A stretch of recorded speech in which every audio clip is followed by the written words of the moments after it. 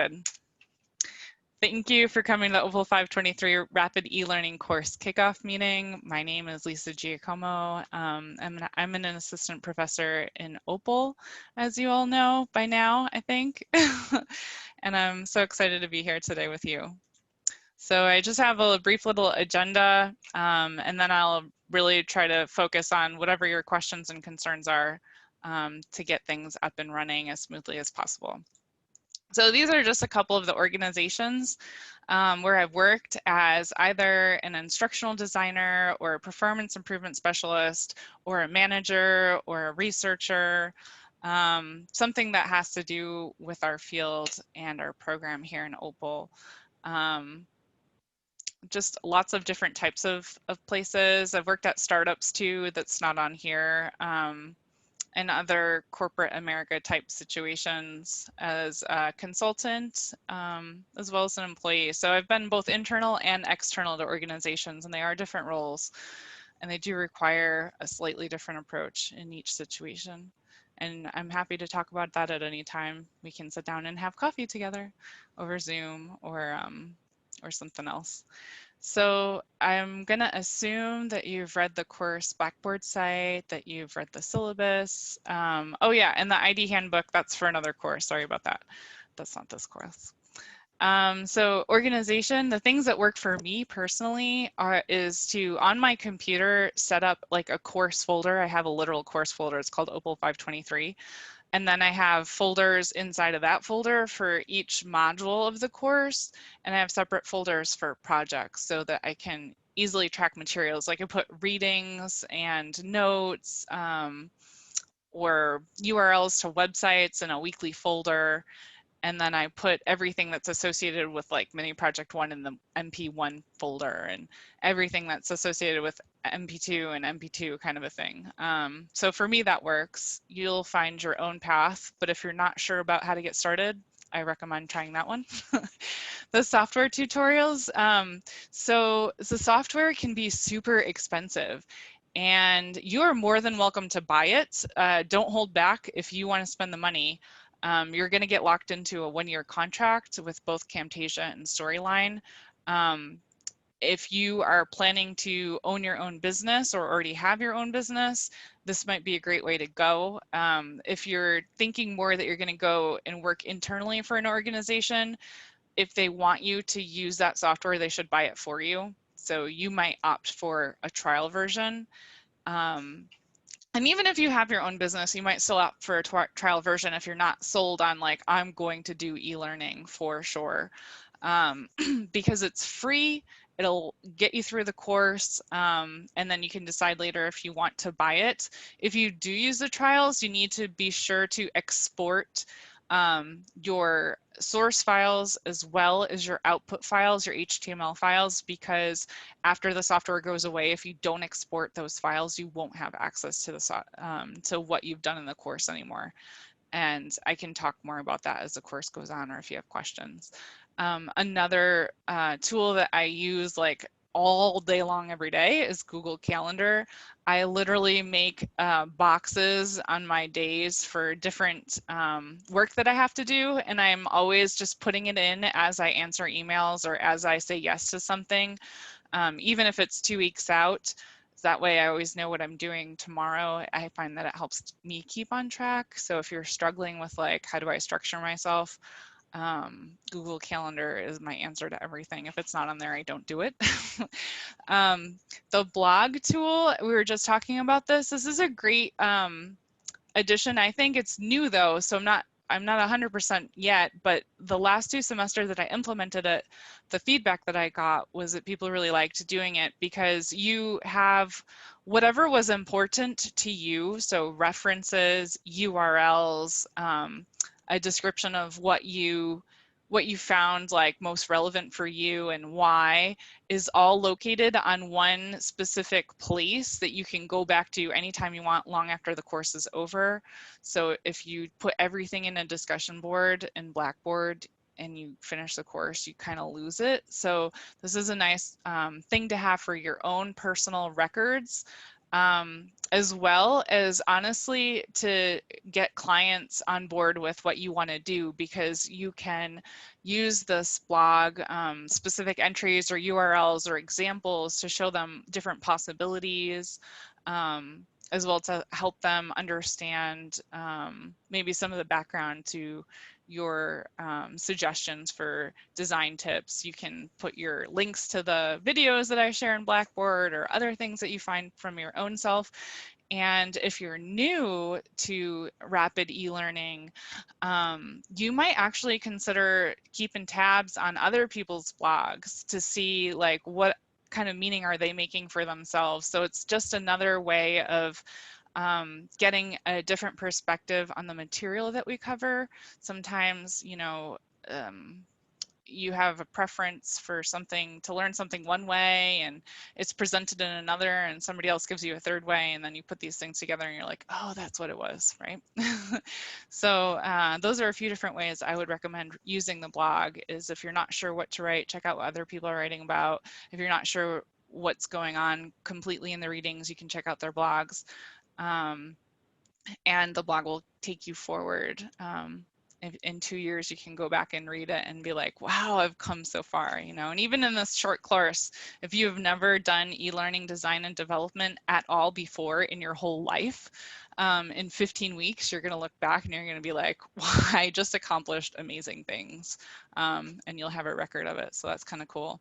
The discussion forum in the specific course, I use that as a place to do your practice. So as you know, good instructional design requires that we give our learners practice, right, and feedback. So here's where you get a chance to, after you're done reading or watching the videos or looking at work examples, you can kind of start learn how to put ideas in your own voice and share them with others, which is extremely important to be able to do on the job. And you can share your emerging work products for feedback, right? So you get that little practice and you get some feedback before you hand in your final versions of your projects. And there are projects and samples in the Blackboard course shell for everything that we're going to do this semester, because nothing is brand new per se. So you can have a look there. The samples that are in Blackboard, except for the final project samples, the samples for mini project 1, 2, and 3, you can either choose to replicate either the exact same thing that you see, or you can take it and add your own spin to it. As long as there's good rationale for and evidence-based practice for what you're doing. Just want to make sure you do that, right? Apply your readings, apply the concepts that we're going to cover to your changes if you want to make changes. But you also have the choice to create mini projects 1, 2, 3 for your job. So if you have to do some sort of a software demo on how to post something in an LMS at your job, you can, as long as you fit it to the requirements of the assignment, you can use that. You can kind of double dip, right? And if you have questions about something, like you're not quite sure, is this really going to count, you know, does it meet the requirements, then you can always post something in the discussion board, please, because other people I find will also have questions, same questions as you. And if you send them all to me over email, then nobody else gets the benefit of having that support, right? So post it. If it's just a generic question, if you can please post it in Blackboard first. And of course, if it's about your grades or you have to go do something and you're going to be out of class or something like that, you can totally send me an email about personal things. So the course is a performance-based course, which means that we do a lot of coaching here on the back end. My role is more of a coach. So it's hard for me to help until you come to me with a gap or a need or a challenge or something like that. But if you start doing the work and you run into a wall, that's a good time to reach out. Don't feel like you have no place to turn. I'm here to cheer you on. That's my role. I love doing cheerleading. And I love seeing people, you know, accomplishing their goals. It makes me super jazzed. So don't be afraid to reach out. Also, you can reach out, like I said, please first in the discussion forum. And other people, if you guys also get jazzed by helping each other and you think you might have a question or maybe a perspective that I didn't share, but it's super important, right, to have that different perspective, then please drop it in and answer people's questions. Don't feel like, oh, I'm not the teacher, I can't say anything. I feel like we're all a community, we're in this together, we're gonna lift each other higher. So you're more than welcome to jump in at any point in time. And then, yeah, if I do post something like in a group message in a discussion forum, like, hey, maybe go check out this person's thing because of this, or maybe reconsider that because of this other thing over here. I do expect that everybody's going to read everything that's posted in the discussion forum at some point. And Blackboard makes it super easy to see what you've already looked at and what you haven't yet. So do be sure to, after you've been away from the course for a few days, when you come back in, to read all of the posts that you haven't read to date. So I try really hard to limit what goes on in Blackboard so there's less things to read, but in that same vein, then I do want you to read them, right? And then the preparation. So yeah, it's we're looking at about 12 hours a week every week for 10 weeks. It's a pretty intense course. That means that whatever patterns were going on in life before the course, probably going to have to change a little bit for the next 10 weeks. So please do your best to start to free up some time for yourself. And I would even block in your calendar, you know, whatever it is, those time blocks that you need, make sure you have at least 12 hours. That's an average, by the way. Some people will take less than 12 hours and other people will take more than 12 hours. So everyone's different in that regard. It really depends on your prior experience and also what you want to get out of the course, those two things. If you are starting to put in more than 12 hours on average, right? So some weeks more, other weeks less. You're starting to put in more than 12 hours on average every week, and you are uncomfortable with the return on your investment, then I need you to reach out to me so that I can help you figure out how to streamline your workflow and pick priorities, right? I don't want you to go through and work 20 hours and feel like I got nothing out of that, right? That's not the goal at all. So please reach out if that happens to you. On the other hand, if you're put in 15 hours one week and you're like, oh my gosh, I learned all these things and I really value that, that's okay. Like, that's not a problem. So I'll rely on you and your judgment to let me know when things are starting to feel a little too heavy. So yeah, take advantage of the risk-free practice and discussion activities, revise and reflect, repost at any point in time. You can always say, oh yeah, I've changed my mind. So you're more than welcome. My mother used to tell me all the time she prided herself on her flexibility, and I believe that's a good thing to do. So don't worry about that. Ask for help, and if you run into a software problem especially, the help desk here at Boise State, I mean, they've solved every single problem I've ever run across. I've run across a lot of them. And if it's something with the course design or what I'm asking you to do with the assignment, then probably I'm better than the help desk. But if it's a technical thing, like I can't get Captivate to download correctly or Spark isn't doing the thing, the help desk is sometimes better because they're immediate. Like you could pick up the phone and get them, or you can go on chat and get them. Whereas if you post something in Blackboard, it's going to take me until the next day to go look at it and respond to you, kind of a thing. And that's all for me. So I'm going to turn it back over to you. What can I answer, or do you have any, yeah, that made sense, thank you so much, or I'm still having this trouble, what's going on? You can unmute yourself or you can type it in chat. I'll go look at the chat too, just in case I missed something. So the chat's empty for me. Krista? I have a question. You had mentioned the software being on the pricier end, and we plan to use it later. We can use it. are there other OPWL classes that we'll have to use this for that you'd recommend to get it now because maybe 3 years or like in our third semester we might need it? So no, Oh, actually we do try to keep the software separate because otherwise it runs and you're got a problem with the trials, right? I think maybe sometimes people in 525 decide to use a second email address to get another storyline trial. I think I've heard that, but I think it depends on the semester and what they're doing. Things change, but you don't have to buy it, right? Unless you're super sure that's what you want to do. I mean, you do get more access, so you get a bigger asset library with the purchase version, and it's totally an option. So I don't want to dissuade anyone.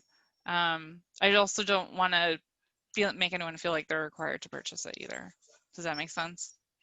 Yeah. So there's pros and cons on both sides. Sorry, Michelle, how you doing? Long time no Hey, see. how are you? I know. I'm so glad to see you. Sorry I was late. I'm No worries. closing on houses today, so Congratulations. mine, and I bought one in Pocatello, so it's crazy. You're Anyway, living the dream. I am. I'm gonna go to Pocatello and watch my grandson grow up. I'm excited. That's awesome. So I have a software question as well. I got the trial version of Storyline 3. Now we're going to be using 360, right? Oh yeah, and by the way, don't sign up for trial versions yet. Well, I did it for a class last semester. Okay. For I don't even remember which one. Was it 525? Scenario-based e-learning. Anyway, he let me do sort of an extra little project because I wasn't getting what I really wanted to get out of the class, and so he gave me an extra project and let me create an actual learning object. Cool. So I did download the Storyline 3 trial version. Will that affect my ability to download the 360 trial version? I don't know. That's a really good question because I've never done it before. So at first try, see what happens. You might need to use a different email address. All right, I have several to choose from, so that'll be fun. Yeah, I don't know, but can you let me know? Sure. Thank you. Yeah. I can chime in. I think that you have, because I own Articulate, so I think you can access 360 based on what you have if you get online with it. If you get the like if you go online, if you go through Articulate, because they'll have 360. I think is encompassing like Rise and the playback or review. And there's one more thing I can't remember off the top of my head. I think it's all encompassing now. I didn't know because my Storyline 3 trial has run out now. Yeah. If I will be able to download the trial version of 360. That's really my question. You're probably gonna probably gonna need a second email address. Okay. Yeah. That's no problem. Thank you. Yeah, I have had people do so many trials with their email addresses that they ran out. Hopefully you're not there yet. No, not there yet. I have several to choose from, so I'll be fine. Good. Cool beans. Oh, and if anyone has a Mac, I speak both languages, Mac and PC. You're gonna have to do something with the Mac because Storyline does not run on Mac. It needs Windows. You have free access to Windows through Boise State. You're just gonna have to decide how you're gonna set that up on your Mac. I put some videos in the syllabus and resources folder to help you make those decisions.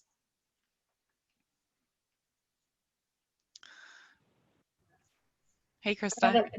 I have actually a couple of questions, but one is you had mentioned about reading other blogs and to get ideas and feedback and comments. How do we see each other's blog websites? Because I know we dropped it in the assignment Dropbox, but then how do I see everybody's site?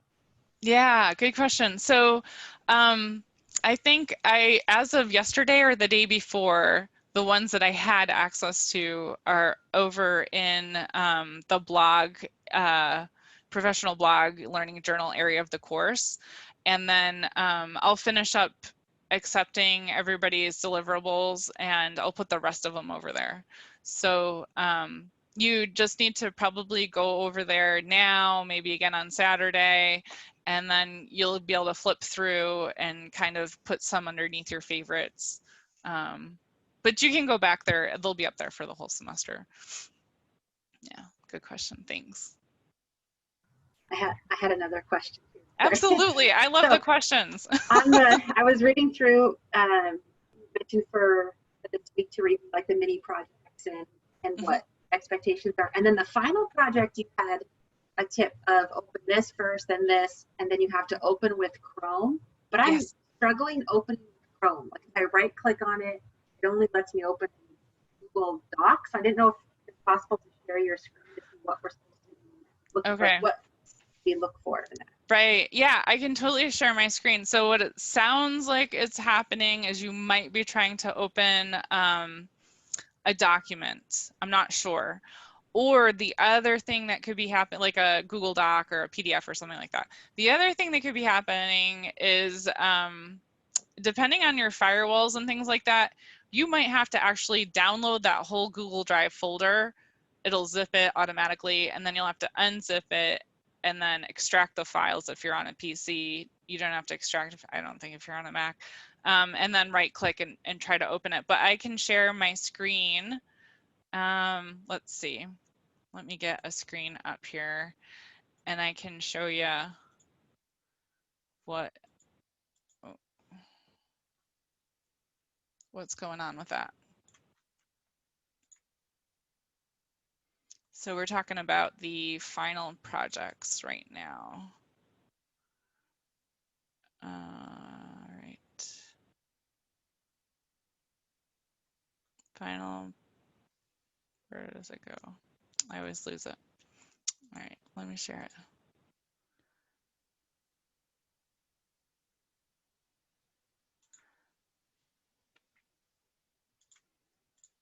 So in Blackboard, there's a link. It'll take you to this folder, Final Project Examples, or it'll take you to one of these two folders, right? So what you do is you go into one of these folders, and if it's the PDF, it is going to open up in a new tab, right?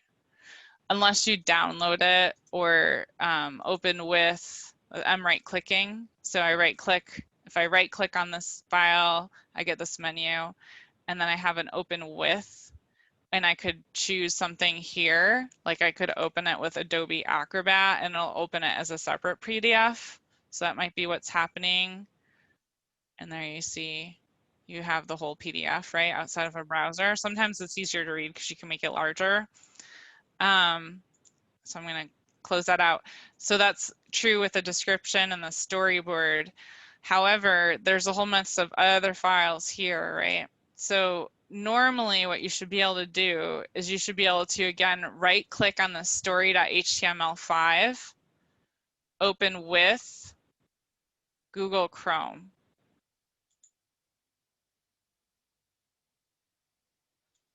And watch it not work today. We'll pray the stars align. Sometimes these things, you have to reboot or something like that, right? Shut your computer down. I think I have to download Drive, as you mentioned. Mine doesn't give that Chrome option.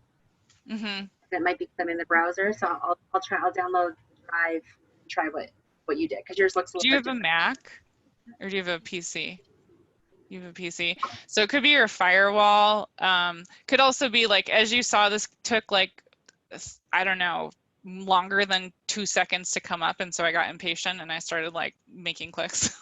Your computer might be slow like mine. And it might just need you to like get up and go get a glass of water and come back. Right, I don't know. So those things can happen too. But that's how it's supposed to work ideally. You're supposed to be able to right click. And then if you're doing this at work or you have super secure firewalls at home or you're on a Mac, you may actually have to come here and download the whole folder. And when you download the whole folder, it will come zipped if you're on a PC. And I think it comes zipped on a Mac, but I'm not sure. And the way I got there is I just clicked on this arrow button up here at the top. Right, and then download. Okay. Thank you. You're welcome. Anyone else? I have a question with regards to just like feedback and then updating posts. How long would you say that feedback's going to take? Is it just kind of dependent on your workload? Because I know you have lots of other things running around as well. And then if we were looking to update based on the feedback, do you want us to annotate updated this date, or just go ahead and make the changes, update as we need to? Right, yeah. So 2 questions. One is kind of like, what's the timeline expectation that I can reasonably assume? And then how to do it, right? So timeline explanation or reasonable expectation, sometime between I think your original posts are due Wednesday. So chances are, unless you're an early bird and posting on Monday or Tuesday, and there are other people that are also early birds, you're probably not going to get too much feedback on Wednesday. You're probably going to start getting feedback on Thursday, Friday, and Saturday. Now, your mini projects are not due until Sunday. If you got feedback though on Saturday at like 11:59 p.m. and you saw that on Sunday when you went to go revise, right? And you're like, I need to do that, but it's going to take you maybe 2 hours and you had only planned 1 hour to do your revisions, right? Then just write me an email and say, hey, I'm gonna put this in on Monday or Tuesday because I got this feedback that on Saturday, and on Sunday I had a killer day and I need the time, and it's not a problem, right? So just tell me what you need, and we'll make it work, right? We're all super busy. I don't expect anyone to be a super woman or a superman or a super non-binary person. Just do what you can, yeah. If you want to get it done and so if you, on the other hand though, what if you got all this great feedback on Tuesday, because everybody here is early birds and they all do their work on Monday and Tuesday in the week, and then you post your final and you submit it on Thursday morning and you're like, whew, done, I'm going on to the next module, you know? And somebody comes back Sunday or Saturday morning at 10 a.m. and is like, hey, did you think about this one thing? And you're like, no, but that's a good thing. You can submit again. So I'll only see your last, actually that's why I see all the submissions, but I'll only look at I'll try to only look at your last submission. Sometimes I miss it, you have more than one and I end up putting feedback on both. So you can resubmit, and again, if you see it ends 10 a.m. but you're camping and you're like, I can't, I'm on my phone, I can't do it. You write an email and you say, hey, I'm off the grid, I will be back on Tuesday. I'll just send it along then. Not a problem. I have so much work to do. I'm not going to get bored and sit and twiddle my thumbs on Monday if your project's not in. So just let me know what you need. Perfect. Thank you. Awesome. Anything else?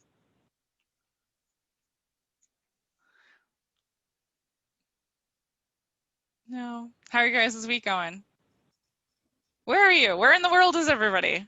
That's always a fun conversation. The evacuation zone at my house got smaller, so that was like a big plus. I live in the Bay Area, guys, so everything's on fire, which is, it's fine. But the weather's been on our side this week, so it's been a really good week. Because last week I was like, last Friday I was packing, and I was like, well, we're going. We're going. So.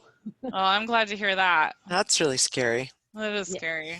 I grew up in Southern Oregon, and we've had to evacuate my grandparents. Like, we've had to evacuate, well, before they passed away, probably once every 2 or 3 years. So it's like, I'm used to it at this point. I didn't ever think I'd run into it in, the Bay when we moved down here. So that was like a little new for me. Awesome. Shweta says it's good to hear things are getting better too. Yeah. So you're in the Bay Area. Where's everybody else? I'm in Boise. I'm in Boise. Hey, I just got this new microphone. Can you guys hear me okay? Yeah, it's really good. Yeah. I was very Sure. excited. New Boise. toys. So Anaheim, I'm from, California. sorry, Krista. You go for it. I was gonna say California too. Anaheim though, so Southern California. Someone say hi. Shvenda's in Maple Valley, Hello. Washington today. Hi. Oh, you have a coworker. Stops by when I'm on camera and like sees everybody on the screen and always hello, like wants to talk to everybody. That's great. Mine likes to try to eat the camera. It's usually a tasty snack. For it. I'm from Port Angeles, Washington. So my husband's stationed out here. He's a helicopter pilot. So we're out here up on the Hook, out on the peninsula. Oh, neat. Do you get to ride in the helicopters? Because I was active duty as well until recently, no. We never were able to fly together, and in my position on the ship, I was pretty much not allowed to leave the ship, if at all possible. So wasn't able to ride then, but I have been in a helicopter during my training at the academy. So we were able to get hoisted in and out of a basket for one of our training opportunities. It was pretty cool. So cool. Christine's in Southern Maryland, about an hour from Annapolis. Nice. I like that area. It's a little humid though right now. We're very dry in Boise. We're a high desert. People don't realize this. If there was no irrigation, it'd be brown everywhere. So I do not miss Houston. Houston. Sarah, you're in Houston. Awesome. How's it going in Houston today? Good. We just dodged a hurricane, but unfortunately our neighbors got it, so. Oh, yes, I heard about that. Which neighbors? Which direction? My daughter's in Louisiana, just north of New Orleans a little bit. Yeah, it was on kind of the Texas-Louisiana border, so in between Houston and New Orleans. Okay, so she's got 150 miles or so. She's probably fine. Yeah. Scary weather going on. Yeah. Anybody running into any hurdles so far? Captivate, okay, another tip, do not download anything until you see a note from me about it. That's really important because of the way the trial period runs, right? But when you do get the note, Captivate has a tendency to hang people up. Not everybody. You got to be a special lucky lottery number. But there's one or two every semester that end up needing to get in touch with the help desk. So don't put off the download once you get the invite to download, if that makes sense. And also do it on a day where you can have some time to take breaks, just in case you're the lucky one, because sitting at 3 hours doing it is not gonna be good for anyone, right, in one shot. So remember to take up and breathe, to get up, breathe, and know it's not you, it's just sometimes the computers don't like to put new software on them. They don't like it. I just had to buy a new laptop because my other one would not create my Adobe Spark project. My old laptop had just gotten too old and did not play nice, and it was hanging up and it was freezing, and I wanted to throw it out in the street. So I went and got a new laptop. That's another thing about this course. Yes, good point, Michelle. Thanks for bringing it up. I had to do that in graduate school as well once. The programs we're going to use in this course are pretty heavy duty. So if your laptop is really old, try to get in touch with a friend or start putting away a couple dollars for a new machine. Yeah. And think about it ahead of time because since the shipping from China has slowed down so much, laptops are actually a little hard to come by right now. I had a good point. And all the virtual, I read an article about that. All the parents have that for home office. Yeah.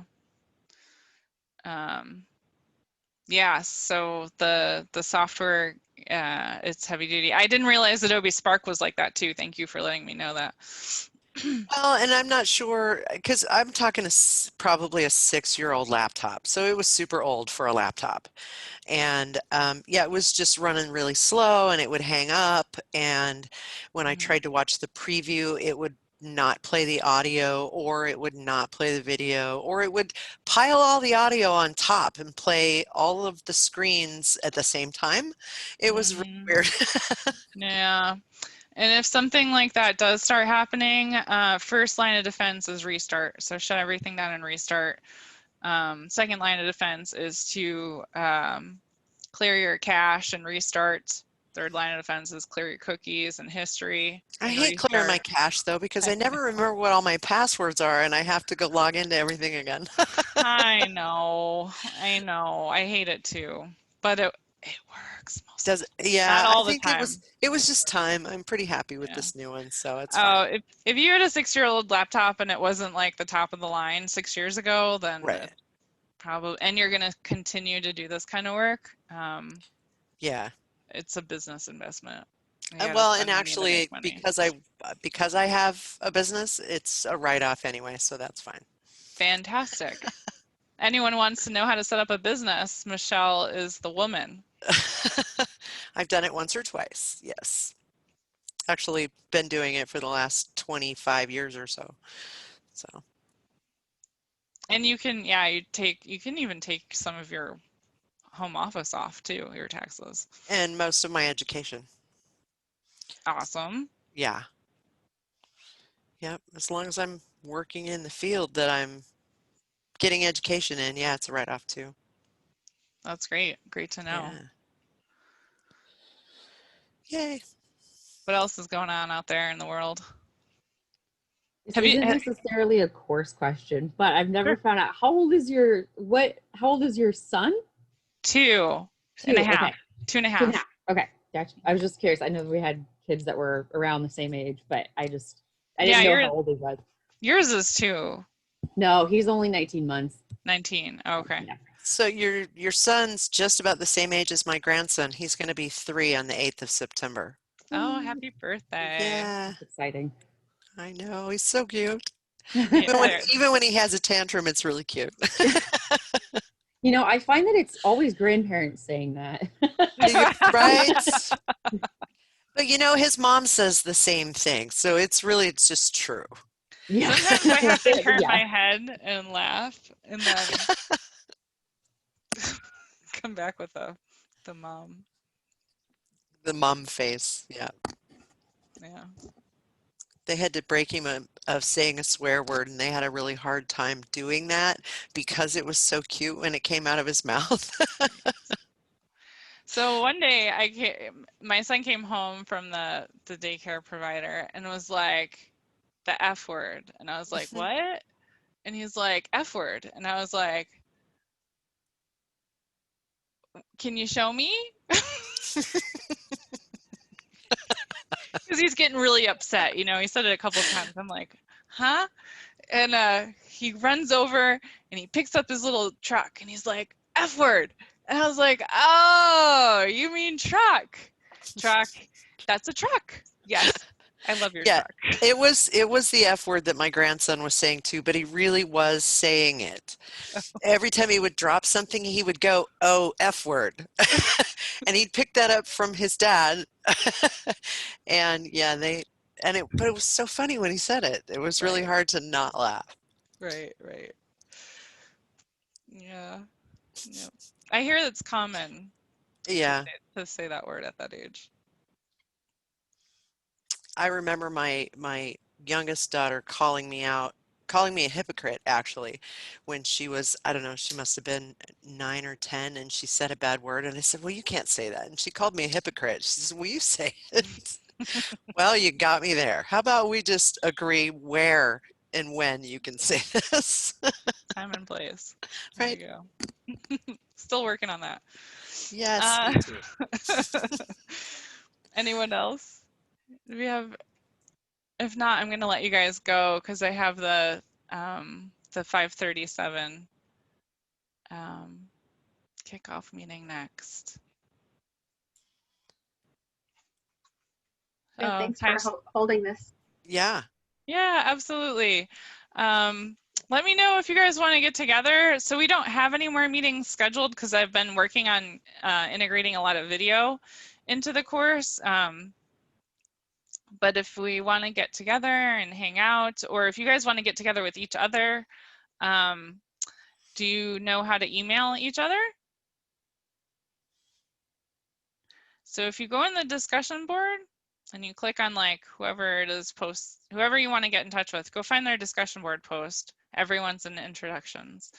And on their post, there'll be a button that says email the person.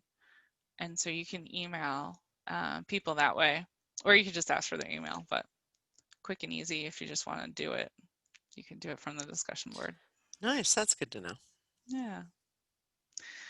All right, cool. Then I will see you guys on email and in course and online and maybe on the phone and maybe in video.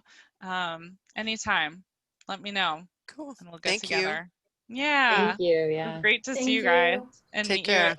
in person a little bit. Ish. Yeah. Ish. Yeah. Bye. Bye. Bye, everybody. Bye.